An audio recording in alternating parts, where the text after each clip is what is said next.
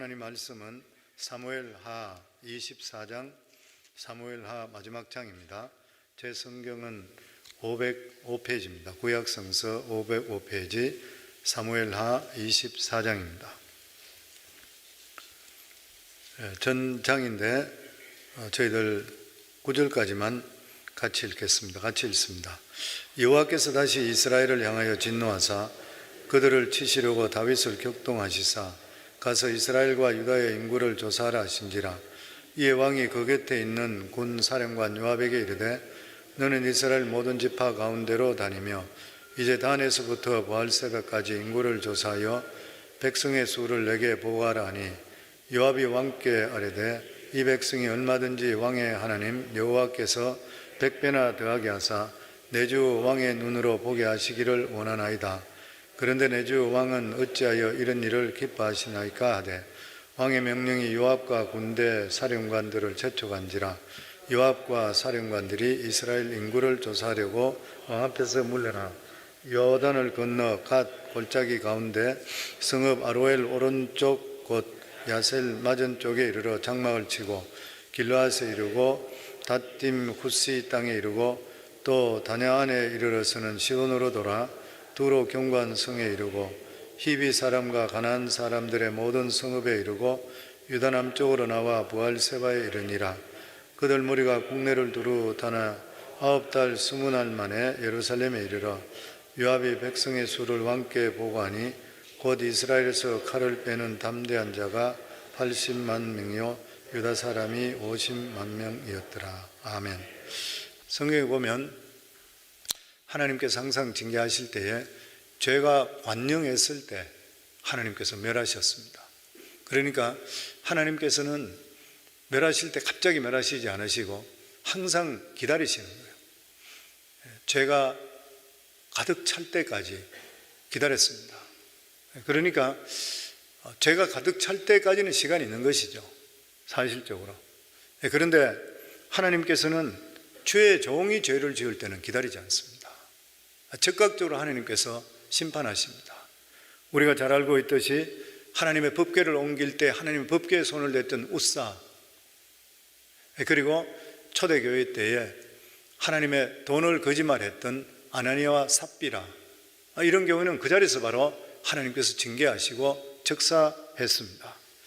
왜 하나님께서 이런 징계를 내리시는 것인가요? 하나님의 나라의 부흥에 지도자들이 방해가 될 때,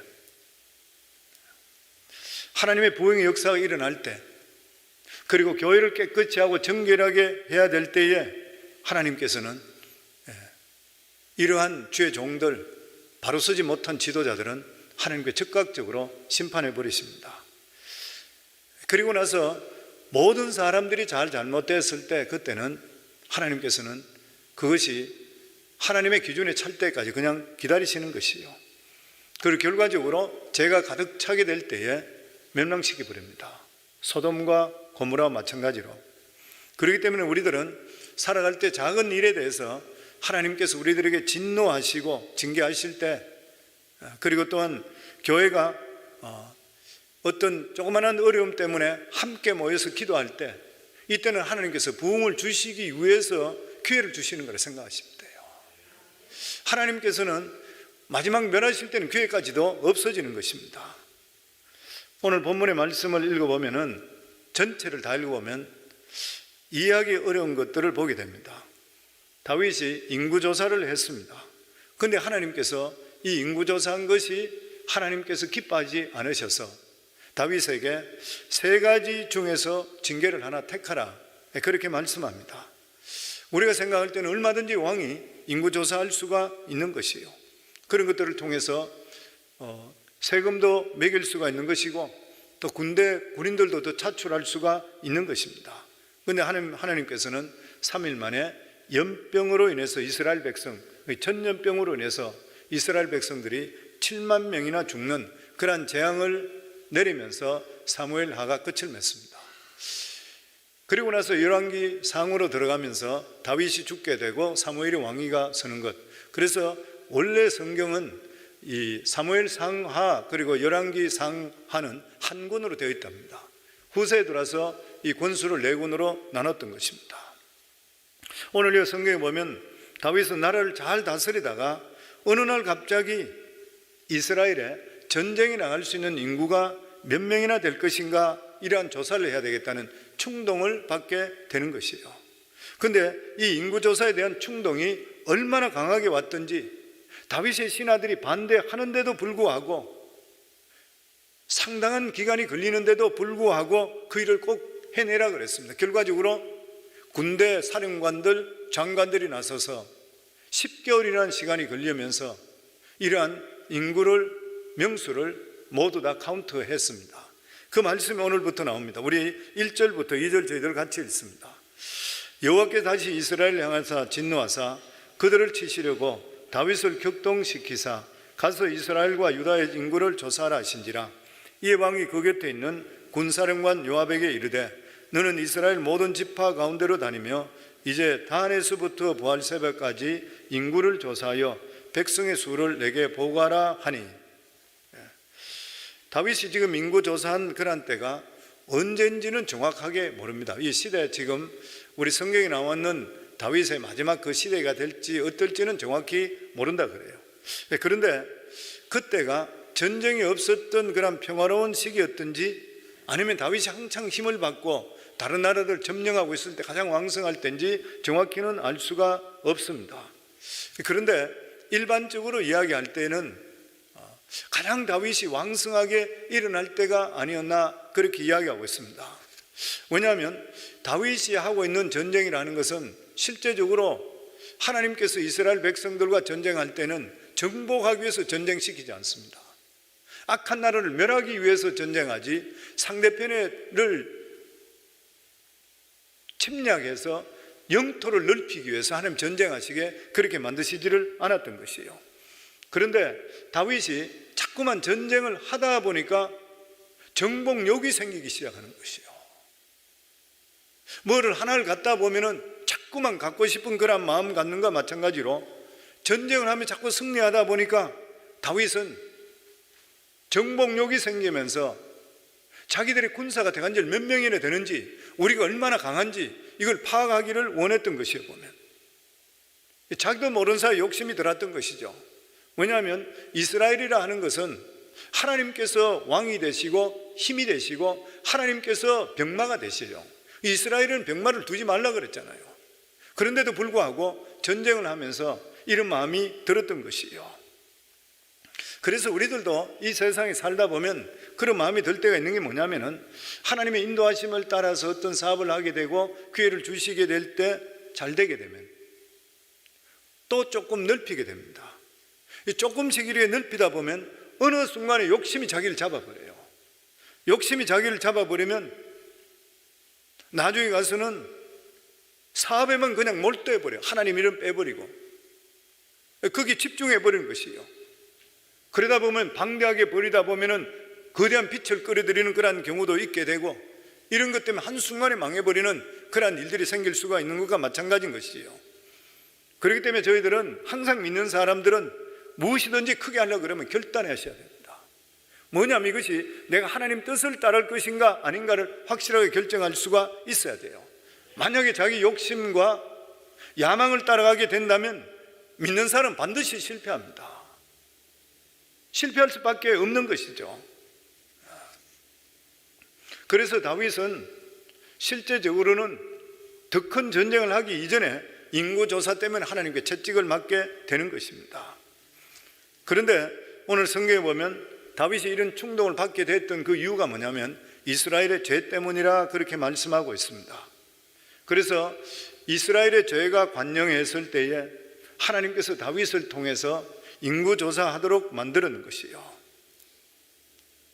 그 인구조사하도록 만들어서 그때 다윗이 깨어있더라면 회개하고 자복했어야 될 것인데 아마 다윗이 깨어있지 못했는 것 같아요. 지도자가. 그렇게 되니까 결과적으로 범죄로 이어졌던 것이에요.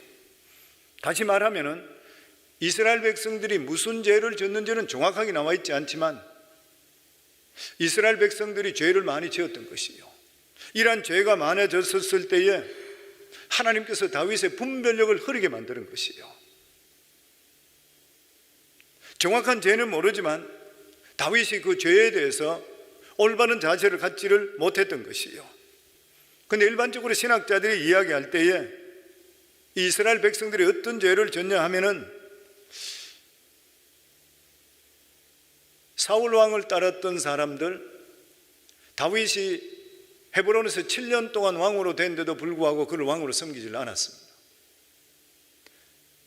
그리고 나서 나중에 다윗이 왕으로 섬긴데도 불구하고 나중에 가서 그 압살롬이 반란을 일으켰을 때 이스라엘 백성들은 압살롬 쪽으로 대부분의 사람들이 다 가버렸습니다. 나중에 세바의 반란이 일어난데도 불구하고 다윗을 떠나서 세바의 반란 쪽으로 가버렸어요. 역사적으로 볼 때. 그러니까 이스라엘 사람들이 어땠냐면은 말씀대로 살고 믿음대로 살고 예배적으로 사는 것에 대해서 별로 관심이 없었다는 거예요. 그 이스라엘 사람들은 인간적인 것, 놀기 좋아하는 것, 그냥 적당히 믿는 것, 이게 편했던 것이에요. 그러니까 다윗이 믿음적으로 살자 하고 이런 것이 불편했던 것이에요. 그러니까 계속적으로 다윗에 대해서, 다윗이 강할 때는 숨을 죽이고 있었지만 조금만 약해지는 것처럼 일어났습니다. 이 사탄이 하는 일인 것이죠. 그러니까 하나님께서 이것을 보고 계시다가 그들의 죄가 관영했고 다윗까지도 나중에 가서는 영적으로 충만하지 못했던 것이요. 그러니까 하나님께서 다윗에게 격동했다 그러셨는데, 다윗이 격동하게 하나님께서 만드셨다고 그렇게 성경 말씀하는데, 하나님은 사람을 절대 격동시키지 않습니다. 하나님 절대 격동시키는 게 아닌 것이죠. 그러니까 내 정신 상태나 영적 상태가 잘못됐을 때에 하나님 앞에 나가서 내 것을 내어놓지 않고 하나님께 회개하지 않게 될 때는 하나님께서 그냥 손 놓고 계시는 것이에요. 사탄이 손을 댈 수 있도록 하나님께서 그냥 손을 놓고 계시는 것입니다. 그럴 때 다윗은 크게 격동받아서 인구조사를 하게 되었던 것이에요. 보면 결과적으로 이스라엘 백성들의 인간적인 통치 방법, 지금으로 신앙생활 한다 그러면 적당히 주일날만 그냥 왔다 갔다 하고 신앙생활하고 세상 살 때는 안 믿는 사람하고 똑같이 살고, 이게 어울리가 놀고 뭐 이렇게 하고, 이게 너무 편한 거예요 그냥. 근데 교회적으로 믿음적으로 나오라 이거 싫은 거예요 그냥. 그런데다가 다윗의 영적까지도 영성이 흐려져 버렸어요. 그렇게 부르짖던 지도자까지도 영성이 흐려져 버렸어요. 그럴 때 이러한 문제가 일어나게 되었던 것이에요. 보면 지도자는 영적으로 약해지면 다수의 의견을 무시 못합니다. 누구든지 다 그렇습니다. 목회자는 더더욱이나 그렇습니다. 목회자가 성령 충만하지 못하면 다수의 의견에 대해서 다 따라가 버립니다. 교회 중직자들 누구든지 자기의 이야기하고 이야기를 자꾸 해주면 따라가 버립니다. 왜냐하면 영적 분별력이 사라져 버렸기 때문에 그래요. 다윗이 그런 때가 아닌가 그렇게 생각이 되는 것입니다. 그래서 무엇보다도 지도자는 성령 충만해야 돼요. 교회에서는 말할 것 없이 목회자는 성령 충만해야 되고, 교회에 세워진 중직자들은 성령 충만해야 돼요. 그래야지 그 교회에 성령의 역사가 임하게 돼 있어요. 그렇지 않으면 악한 것들이 휘젓어 버립니다. 그렇지 않으면 하나님의 성령의 역사가 안 일어나요. 교회는 그냥 사람들은 많을지 모르지만 성령의 역사, 사람이 변화되는 역사, 새롭게 되는 역사는 없어져 버려요. 하나의 종교인으로 바뀌어 버리는 것밖에 될 수가 없는 것입니다. 그래서 여기 보면 다윗이 하나님께 다윗을 격동시켰다. 하나님께 절대로 사람을 격동 안 하다 그랬죠. 사탄이 격동시켜요. 그래서 저희들 살아가는 삶에도 항상 말씀드리는데, 내 마음속에 격동하면서 분인하면서는 절대로 결정하시면 안 돼요. 충동받으셔서 결정하게 되면 실패할 확률이 너무나 큽니다. 항상 무슨 중요한 일을 결정할 때는 차분하게 가지고 하나님께 기도하고 성령의 이끄심 속에서 내가 명철한 가운데서 결정을 하셔야 되지, 옆에 누구 사람이 이야기한다든지 충동함을 통해, 격동함을 통해 결정하면은 실패할 확률이 너무나 많은 것이에요. 그래서 중요한 결정을 할 때는 반드시 재확인해야 됩니다. 재확인할 수 있어야 돼요. 그런데 이렇게 왕이 인구조사를 지시했을 때에 누가 반대했냐면은 군대 장관인 요압이 반대했습니다. 우리 3절 말씀 같이 읽습니다. 요압이 왕께 아뢰되 이 백성이 얼마든지 왕의 하나님 여호와께서 100배나 더하게 하사 내 주의 왕의 눈으로 보게 하시기를 원하나이다. 그런데 내 주 왕은 어찌하여 이런 일을 기뻐하시나이까 하되, 놀라운 것은 다윗의 신복이었던 요압 군대 장관이 인구조사를 반대했어요. 지금까지 우리가 아는 요압은 다윗에게는 필요 악과 같은 그런 존재였습니다. 곤모 술수를 잘 썼었고 자기 정적은 그냥 두지 않는 그런 사람이었습니다. 그리고 왕에게는 완전 충복이죠. 우리아까지 죽이라고 했을 때 그냥 죽여버리면서 밧세바에 간통했는 것을 그냥 그대로 묵인하고 동조했던 사람이잖아요. 그리고 자기 권력을 빼앗는 사람, 아브넬이든 이런 사람은 불러서 칼로 찔러 죽였던 그런 사람입니다. 대단했던 그런 사람이에요. 인본주의적인 사람이죠. 그런데 여기서 보면은 하나님께서 이 요압을 통해서 다윗에게 경고하는 것이에요. 마치 나귀를 통해서 발람 선지자의 말한 것과 똑같이 그런 말을 하는 거예요. 누구를 통해서라도 말을 하는 거예요, 하나님께서. 우리 삶 속에서도 옆에 하는 사람들, 예전에 믿음의 사람이 아닌데도 불구하고 믿음의 말을 할 때는 경청하셔야 됩니다. 하나님께서 그 사람을 통해서 나에게 주시는 말씀이 있습니다. 인간적으로 유혹하고 인간적으로 이야기하는 것들은 들을 필요가 없지만 우리가 들을 때에 이거는 믿음의 말이나 할 때는 하나님께서 그 사람을 사용해서 나에게 주시는 말씀이라 영적으로 깨어있을 수가 있어야 돼요. 그런데 다윗은 그래 하지 않았습니다. 다윗은 판단력이 흐려져 버렸습니다. 실제적으로 사람 숫자 세린다고 해서 벌받을 일은 아닌 것이에요. 성경에 보면 사람 수를 헤아리는 경우들이 있었습니다. 모세는 2번이나 헤아렸습니다. 하나님께서 헤아리라 그래서 헤아렸던 것이에요. 그런데 하나님께서 이렇게 헤아리라 인구조사를 헤아렸던 그런 이유가 뭐냐면 인구조사를 해서 그들에게 한 머리 2당 성전에 세를 내게 했습니다. 하나님께 드리게 하기 위해서 모든 사람 숫자를 헤아리게 만들었습니다. 속전을 내기 위해서인 것이죠. 그래서 출애굽기 30장 12절에 보면 내가 이스라엘 자손의 수요를 조사할 때에 조사받는 각 사람은 그들을 계수할 때에 자기의 생명을 속전을 하나님께 드릴지니 이는 그것을 계수할 때 그들 중에 질병이 없게 하려 함이라. 하나님께서는 속전을 내고서 인구조사를 내고 하나님께 드리기 위해서, 그러니까 같은 일을 하더라도 이게 나의 교만과 욕망이냐 아닌 것 같으면 하나님께서 원하시는 일인가, 이걸 분별하고 할 수가 있어야 되는 것이에요. 그런데 다윗은 이 요압 장군의 말을 듣지 않고 재촉해서 인구조사를 하게 했습니다. 9절 말씀입니다. 요압의 백성의 수를 왕께 보고하니 곧 이스라엘의 칼을 빼는 담대한 자가 80만 명이요 유다 사람이 50만 명이었더라. 인구조사 할 때 엄청스러운 군대가 많죠. 80만, 유다 사람이 50만, 대단한 그런 군대였던 것이요. 그런데 이렇게 조사를 하고 나서 다윗에게 이상한 일이 일어난 것이 뭐냐면 인구조사 후에 다윗에게 영적 침체가 왔습니다. 그리고 자기 마음속에 하나님 앞에 죄의식이 왔어요. 10개월 전에는 멀쩡했던 사람이 조사하고 나니까 지금 회개하는 것이에요. 10절 말씀입니다. 같이 읽습니다.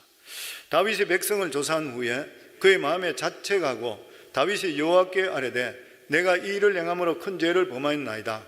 여호와의 이제 간구함나오니 종의 죄를 사하여 주옵소서. 내가 심히 미련하게 행하였나이다 하니라. 인구조사한 이후에 다윗의 마음속에 성령이 소멸되는 거예요. 성령이 소멸돼요. 그 은혜가 소멸돼요. 감동이 없어지기 시작하는 것이에요. 그러면서 자기 마음속에 오는 것이 뭐냐면 이게 하나님께서 기뻐하는 일이 아니구나. 그때서 자기가 깨닫게 되는 것이요. 다윗이 정신을 차리는 것이요. 우리들도 살아갈 때에 하나님 말씀에 불순종하고 그리고 자기 욕심, 자기 야망대로 행하게 될 때 나타나는 현상이 뭐냐면 기쁨이 없어집니다. 내 마음속에 기쁨이 사라져요. 왜냐하면 성령의 근심이 오기 때문에. 저희들 믿음의 사람은 성령의 감동으로 살아가셔야 돼요. 근데 이 성령의 감동이 없어져 버리고 성령의 감동이 없어지면 근심, 걱정이 몰려오기 시작합니다. 우리 속에 은혜로 충만하게 될 때는 근심, 걱정이 한길로 일곱길로 도망가게 돼요. 그 내 마음속에 은혜가 떨어지고 감동이 떨어지면 온갖 것이 다 돌아버려요. 그래서 우리가 항상 말씀 충만, 기도 충만, 예배 충만하라 하는 이유가 그렇게 충만하셔야지 성령의 강력한 임재함이 우리 속에 있는 거예요. 그럼 환경은 하나도 변하지 않더라도 내 마음속에 기쁨이 있기 때문에 그것을 얼마든지 뛰어넘을 수 있는 능력이 우리 속에 있게 되는 것이에요, 보면. 그런데 다윗은 갑자기 가슴이 클클해지는 거예요. 그러면 자기 자신을 돌아보게 됩니다. 이것을 볼 때 다윗이 완전히 영적으로 그냥 바닥을 쳤는 것은 아닌 거라 그렇게 생각되는 것이에요, 보면. 보통 사람인 것 같으면 이것이 죄인 양 생각지도 못할 일인 것이에요. 그래서 다윗이 하나님께 나아가는 것이에요. 하나님 앞에 나가게 될 때는 우리가 회개하면, 정직하게 회개하면 하나님께서 우리 속에 마음의 평강이 회복되는 것입니다. 그래서 아무리 옳은 일같이 결정됐다 하더라도 어떤 일을 할 때 까닭 없이 내 마음속에 불안해질 때는 기도하셔야 됩니다. 내 마음속에 까닭 없이 불안이 계속적으로 오게 되면 분명히 하나님 뜻 갖고 다 좋은 일인 것 같다고 하는데도 불구하고 내 마음속에 자꾸만 클클하고 찝찝함이 있을 때는 스탑하셔야 돼요. 그리고 기도로 확인하셔야 돼요. 하나님 뜻이 아닌지를 확인하고 나서 나갈 수가 있으셔야 됩니다. 그런데 이렇게 다윗이 하나님께 회개했을 때에 이해가 되지 않는 게 하나 생기는 게 뭐냐면은, 자비로우신 하나님께서는 잘못했다 그러면 항상 하나님께서는 아무 일도 없는 것이 덮어주셔요. 다 받아주시는 것이에요. 그런데 하나님께서는 인구조사했는 것만은 그냥 넘어가시지를 않았습니다. 꼭 징계하신다는 것이에요. 그러면서 징계를 3가지 줄 것인데 그 중에 하나를 택하라, 그렇게 말씀합니다. 우리 13절 말씀입니다. 같이 읽습니다. 가시 다윗에게 이르러 아뢰어 이르되 왕의 땅에 7년 기근이 있을 것이니까, 혹은 왕이 왕의 원수에게 쫓겨 석 달 동안 그들 앞에서 도망하실 것이니까, 혹은 왕의 땅에 사흘 동안 전염병이 있을 것이니까 왕은 생각해 보고 나를 보낸 이에게 무엇을 대답하게 하소서. 우리가 궁금한 게 뭐냐면은, 우리가 잘못했는 허물과 죄를 하나님께 내어놓으면은 용서해 주시는데, 용서하신다 그러고 나서 인구조사한 것은 징계하는 것이에요. 그래, 징계를 합니다. 그 용서해 주면서 징계하는 것이에요. 그 여기 대해서 왜 하나님께서는 용서하면서 왜 징계를 하는 것인가? 여기 대해서 신학자들이 이야기할 때에 하나님의 사랑의 표시다, 그렇게 얘기합니다. 사랑하기 때문에 그런 것이다. 네가 나를 떠나서 변질된 것 네 자신이 확실히 알아라. 그리고 다음부터는 어떤 일이 있어도 이런 일에 네가 용납해서 안 된다.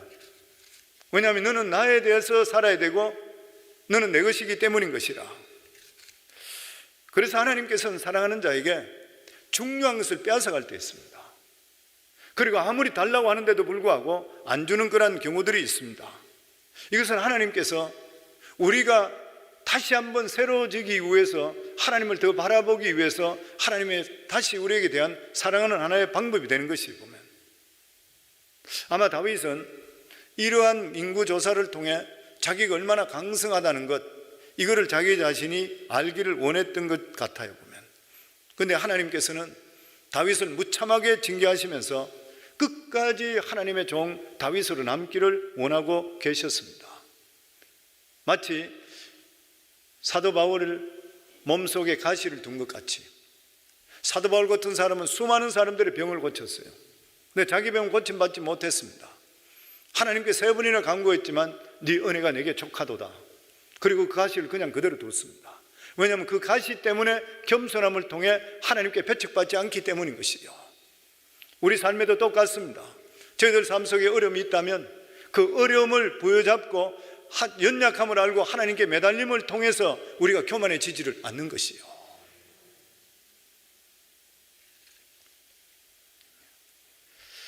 하나님께서는 정말 다윗을 사랑했습니다.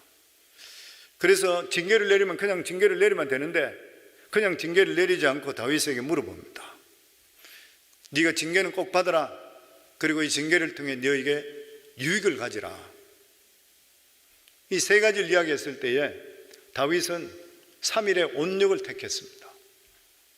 3일 동안 전염병을 택했던 것이요, 자기가 생각할 때 가장 쉽다 생각했던 거예요.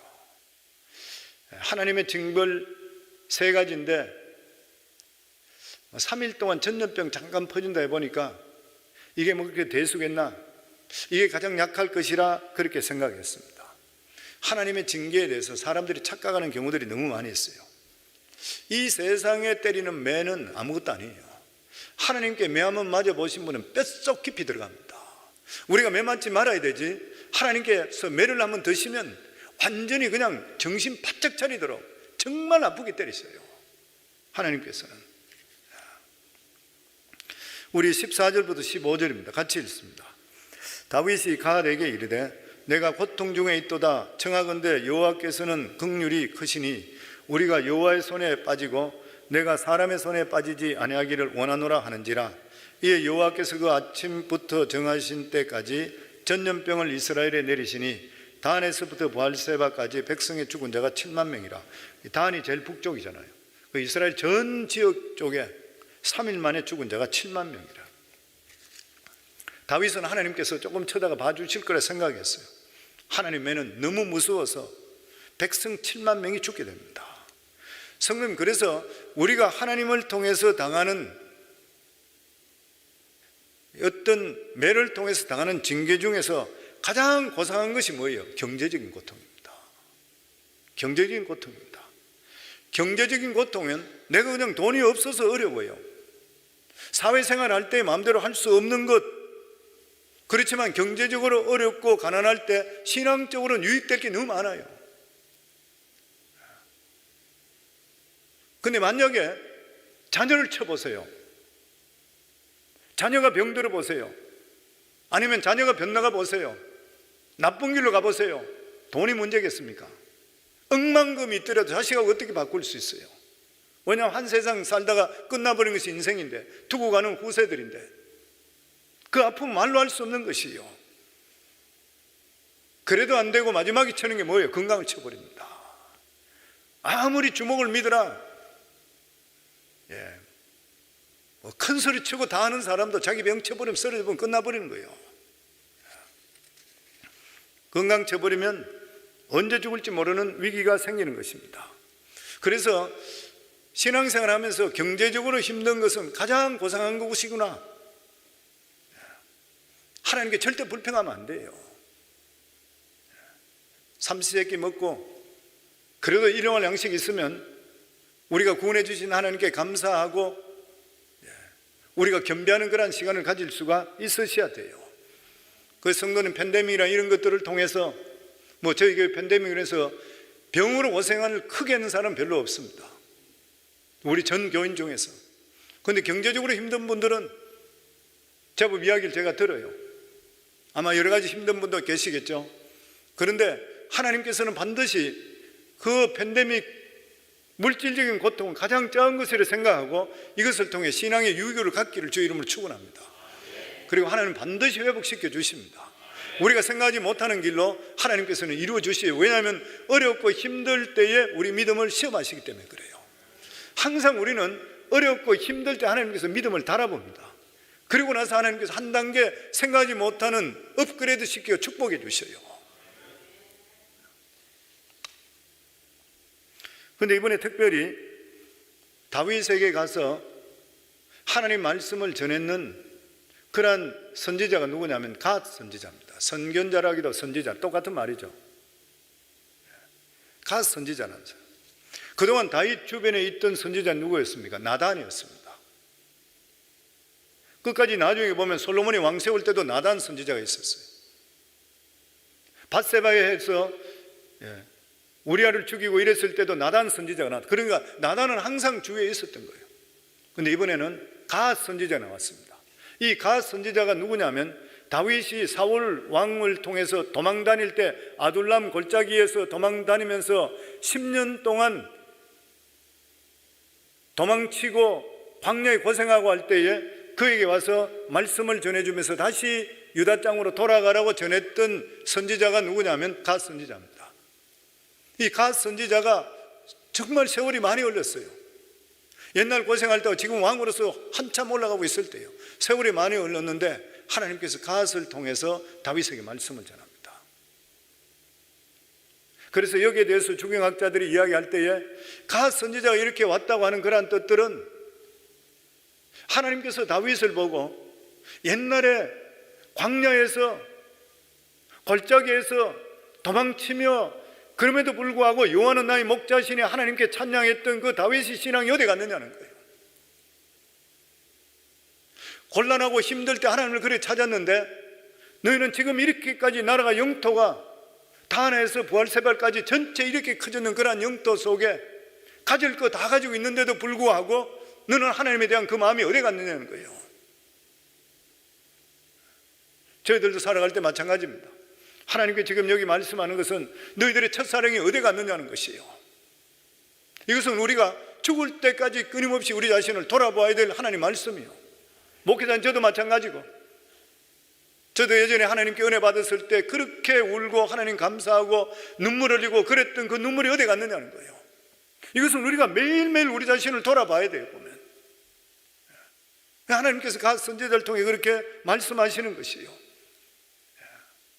다시 다윗이 여호와는 나의 목자가 되시고 나의 만왕의 왕이 되시고 주님만 바라봅니다. 산성이 되시고 반석이 되시고 구원의 뿔이 되시고 피할 바위 되시고 그 고백이 어디 갔느냐는 것이에요. 다시 회복되기를 하나님께서 원하고 계시는 것이에요. 사랑하는 성도, 우리는 예수 그리스도로 말미암아 구원받았다는 것이 확실하시다면 하나님이 주시는 이 은혜에 대해서 매일매일 우리는 몸부림쳐야 돼요. 우리 자신을 매일매일 돌아보면서 내가 왜 이렇게 살고 있는가, 내가 바로 가고 있는가, 하나님께서 원하시는 길인가를 끊임없이 우리 자신들 돌아볼 수 있어야 돼요. 그렇지 않으면 세상 살기가 너무 편안하고 어느 순간에 보면 교회 와서 예배 드리는 것 외에는 생각이나 하는 것들이 세상 사는 것과 똑같아져 버리는 것이에요. 그러면 이스라엘 사람들과 틀린 것이 무엇이 있는 것이에요? 저희들 마지막으로 16절 저희들 같이 읽습니다. 천사가 예루살렘을 향하여 그의 손을 들어 멸하려 하더니 여호와께서 이 재앙이 내리심을 뉘우치사 백성을 멸하는 천사에게 이르시되 족하다, 이제는 내 손을 거두라 하시니 여호와의 사자가 여부스 사람 아리우나의 타작마당 곁에 있는지라.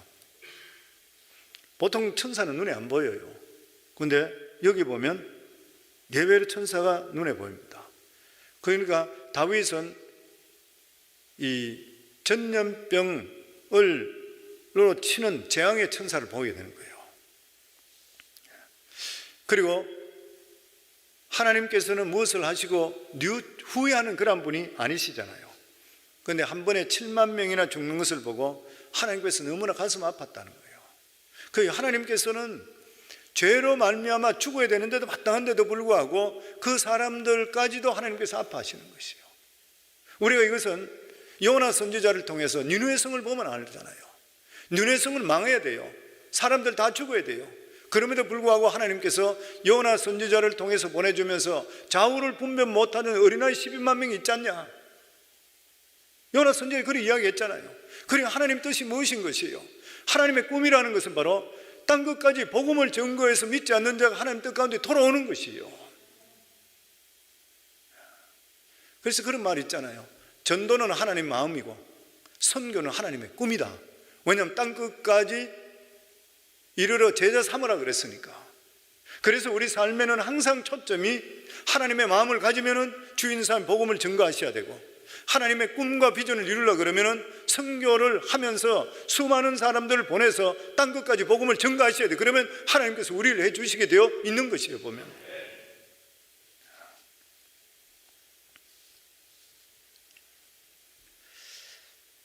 사실 이스라엘의 징계 원인은 겉으로 보면 다윗의 인구 조사를 했지만 실제적인 이유는 예루살렘의 도덕적 타락이었습니다. 원칙대로 하면 예루살렘의 사람은 다 죽어야 돼요. 한 사람도 살 수가 없는 것이에요. 근데 하나님께서 사랑하기 때문에 봐주는 것이에요. 그래서 다윗이 천사를 보고 왕이 내가 죄를 지었는데 왜 백성들을 죽이느냐 사정하는 것이에요. 참으로 무서운 것은 왕이 잘못했는데 백성을 치시오.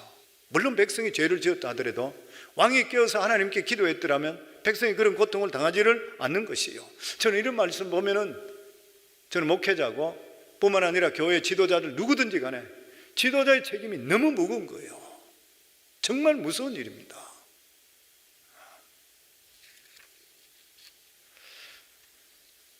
결국 이 재앙을 떠나게 할 수 있던, 천사를 떠나게 할 수 있던 방법이 뭐냐면은 거기에서 하나님 앞에 희생의 제사를 드리는 것입니다. 그래서 다윗이 재앙의 천사를 떠나게 하려고 타작마당 주인한테 그것을 사게 되죠. 그 땅을 사게 되고 제사를 드리고 싶다 그랬습니다. 그랬을 때 그 땅 주인이 하나님께 드리는 제사를 그러니까 그냥 마음대로 사용하라 그랬어요. 가지시라 그랬대. 다윗은 공짜를 좋아하지를 않았습니다. 왜냐하면 하나님의 제사는 반드시 대가가 지불돼야 되기 때문에, 반드시 희생이 있어야 되기 때문에, 만약 돈을 지불하지 않으면 잠시밖에 서는 것밖에 되지를 않는 것입니다. 그리고 실제로 다윗이 거기에 대해서 돈을 확실하게 지불하고 그 땅을 사게 되죠. 그리고 거기서 제사를 지내면서 이 재앙의 천사가 떠납니다. 그리고 그 장소가 솔로몬 성전이 지어집니다.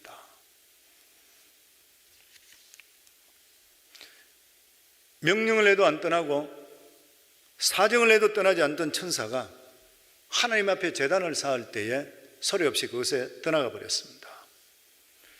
이 말씀은 우리들에게 굉장히 중요한 그러한 교훈을 주시고 있습니다. 이스라엘 백성들은 외부에 있는 적들과 싸워서 이기는 것보다 더 중요한 것이 뭐냐면은 하나님 앞에서 희생의 제사, 피가 있는 제사를 드려서 죄 용서함을 받는 것이 훨씬 더 중요한 것이에요. 이거 우리에게도 똑같은 말씀입니다. 저희들이 똑같이 주시는 그런 말씀입니다. 우리도 이 세상에 어떤 것 하는 것보다도 하나님 앞에 예수 그리스도의 보혈의 피를 가지고 와서 하나님 앞에 신령과 진정으로 온전한 예배 드리는 것 진짜 하나님께서 기뻐하시고, 그렇게 예배로 승리하시게 되면 우리가 지금까지 당하고 있던 문제들이 어느 순간에 없어져 버리는 거예요. 제사가 그만큼 중요한 것입니다. 예배가 그렇게 중요한 것이에요. 팬데믹을 지나면서 예배 나태해 있는 분들은 정말 정신 차리셔야 돼요. 적당히 그냥 지나갈 일이 결코 아니라고 하는 것입니다. 오늘 여기 말씀에 보면 성경은 다윗뿐만 아니라 우리들에게도 굉장한 강한 경고를 주고 있습니다. 무엇보다 자신의 진정한 위치를 절대 망각하지를 말아야 되는 것이요. 권력이나 돈은 인간을 부패시켜 버립니다. 사랑하는 성도님들, 하나님께서 우리에게 주시는 모든 것들이 우리 것이 아니라 하나님 것이요. 그게 눈이 어두워지시게 되면 영적으로 흐려지게 됩니다. 영적으로 흐려지게 되면 나중에는 다 잃게 되어버려요. 그리고 예수 믿는 믿음의 사람들은 하나님의 주시는 기쁨이 없이는 세상에 아무리 많은 것이도 절대 기뻐할 수 없습니다. 다윗 같은 신실한 사람, 하나님 마음에 합한 자라 그랬잖아요. 그래도 밧세바를 통해서 얼마나 엄청난 일을 겪었어요. 남편까지 죽이는 그런 일이 생겼습니다. 하나님을 그렇게 경외하던 그 사람이 한순간에 타락해 버린 거예요. 자기도 모르는 사이에 교만에 빠지는 것이요. 정말 무서운 일이죠. 누구나 장담할 수 없는 일이에요. 어느 순간에 교만에 빠져요. 그렇기 때문에 오늘 여기 본문에 보면 저희들의 삶은 항상 근신하고 겸손한 자세로 우리의 왕 되신 예수 그리스도를 항상 초점으로 맞추고 바라보는 삶을 살아갈 수 있어야 된다. 이렇게 경고하고 있는 것이에요. 하나님 마음에 합한 자라고 하는 다윗까지도 이런 죄를 범할 수 있다면 그의 신앙의 그림자까지도 따라가지 못하는 우리들이야 두말할 나위가 없다는 것이죠. 오늘 수협에 나오신 우리 성도님들, 그리고 수협에 드리는 모든 분들, 우리 모두 다가 하나님께 주시는 이러한 말씀으로 경성해서 저희들은 영적으로 나태하지 말고 믿음으로 올바로 서서 하나님의 보호하심과 인도하심 속에서 하나님 아버지께 정말 귀하게 쓰임받을 수 있는 복된 삶을 살기를 주 이름으로 축원합니다.